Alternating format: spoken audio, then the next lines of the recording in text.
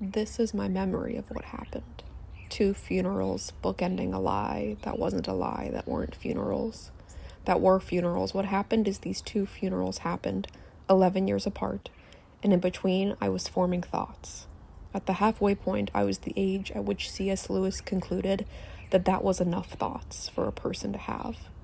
One summer I tried living without thoughts, and I had to keep canceling my credit cards. By the time I was 30, I'd received the Heimlich twice. By the time I was 30, I'd had the most excruciating hemorrhoid of my life. By the time you were 30, you had some of your children. How much fruit have I thrown up since the first and second funerals? How much produce have we wasted? By the time you were 30, you had some of your children and were running back and forth along the shores of Alexandria trying to induce an abortion. And then the pill happened and you didn't have to do that anymore. Related and unrelated, you decided not to stay in Egypt. So you left and you came here, and obviously there are so many more details, there's so much more strife than can be captured in a single line or a single book or 5 grandchildren. But for the sake of this memory, I have to remember that somewhere along the way, there was also a lie.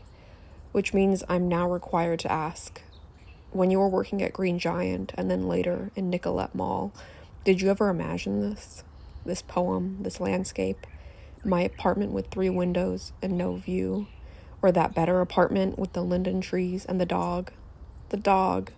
You would have loved the dog. You would have loved the way she stretched in the mornings to say hello, how she leapt over rhododendrons to chase squirrels.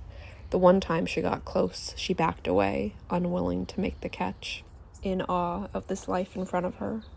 You would have liked her name. I changed it so she could be part of the family. Springtime, mountain, ursine and upright to match yours.